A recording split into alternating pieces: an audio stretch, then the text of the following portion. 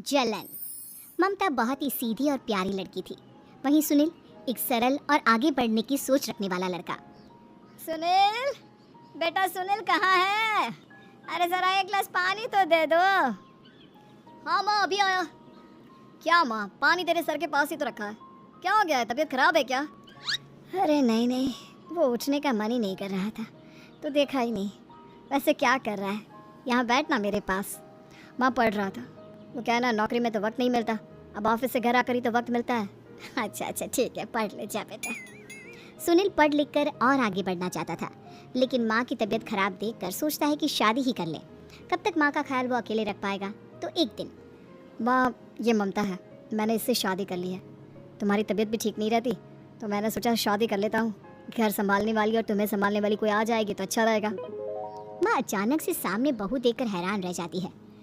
बेटा ये क्या बात होती है? न बैंड, न बाजा, न दहेज, न शगुन, ऐसा कैसे बहू आ गई? माँ तू तो जानती है, मैं नौकरी के साथ पढ़ाई कर रहा हूँ, तो कहाँ से इतना पैसा बचा पाता कि धूमधाम से शादी करता।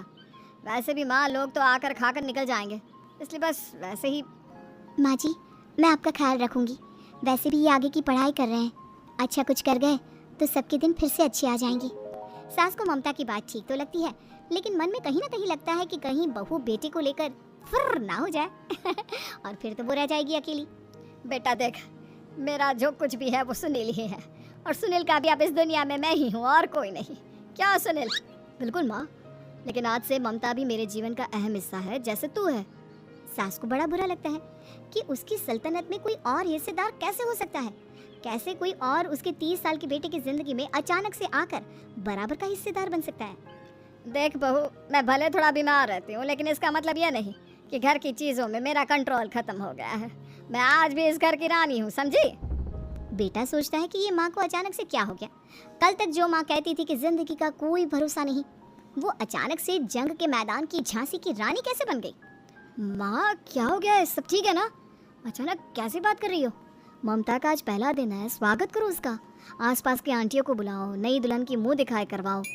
खैर, सास होने का फर्ज निभाती है और बाद में एक सहेली के साथ बाहर निकल जाती है। क्यों नहीं बताया नहीं कि बेटे का ब्याह कर रही हो? वैसे तो सारा दिन हम ही में घुसी रहती हो। अरे मुझे भी तभी पता चला, यूँ अचानक सर पर लेकर आ गया। कहता है बहू है माँ तुम्हारी, अब इसको भी इतना ही मैं प्यार करता हूँ जितना तुझे करता हूँ। लो जी, ये क्या बात होगी? क्यों इतना प्यार करता है? अरे माँ का प्यार तो ज्यादा होता है। अब उसको तो कोई दूसरा पति मिल सकता है, लेकिन तुम ही बताओ, क्या माँ की ममता किसी और की हो सकती है? ना जी ना, बेटे को समझाओ ये बात। अरे क्या समझाऊं, मुझे तो खुद ही समझ में नहीं आ रहा कि क्या हो रहा है। जो बेटा कल तक माँ माँ करता था, अचानक से बीवी बीवी का राग आलाप रहा है। देखा, उसकी बीवी ना सुंदर और जवान है। सुंदरता के आगे तो एक से एक नहीं टिके, तो तेरा बेटा किस खेत की मूली है? सास को भी समझ में आ जाता है कि बहू की सुंदरता के आगे माँ का प्यार किसी काम का नहीं। उधर बीवी, ए जी, अम्मा जी सहेलियों को छोड़ने गई थी, अभी तक आई नहीं, हम देख आए क्या? अरे रहने दो ना, आ जाएंगी। कहाँ जाएंगी, उनकी आदत है, एक बार जाती है तो पूरी पंचायत खत्म करके ही आती है। अच्छा ही है, खाना वाना खा कर गई होगी। छोड़ो ना, घूमेगी तो खाना पचेगा, नहीं तो ऐसे ही खाट पकड़ लेगी। बहू भी शांत हो जाती है।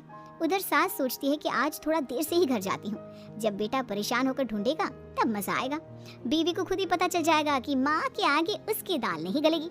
लेकिन वहीं दूसरी ओर घर पर, ए जी, माँ जी अभी भी नहीं आई, हमको तो घबराहट हो रही है कि क्या करें, जाकर पता करें किसी के घर।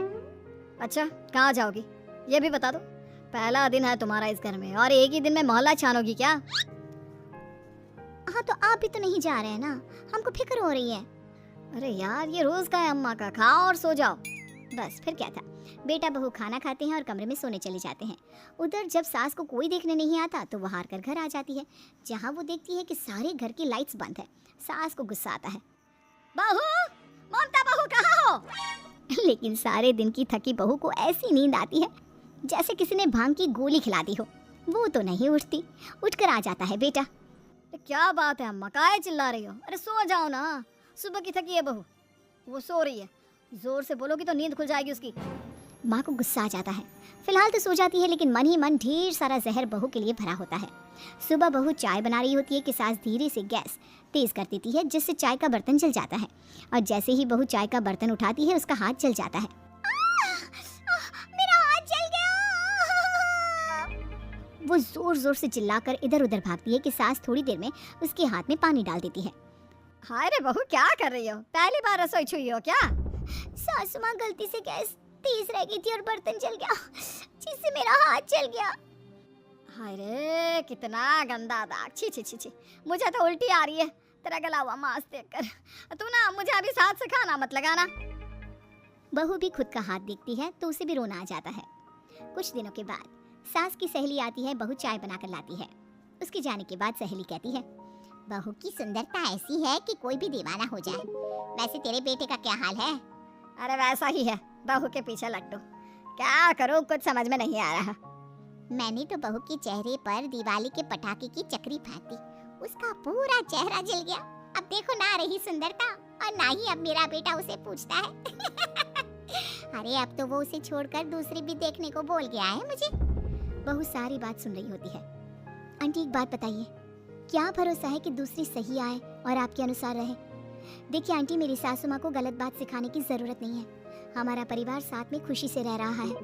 देख बहू, मेरी सहेली की बेइज्जती ना कर, वही अच्छा रहेगा तेरे लिए, समझी?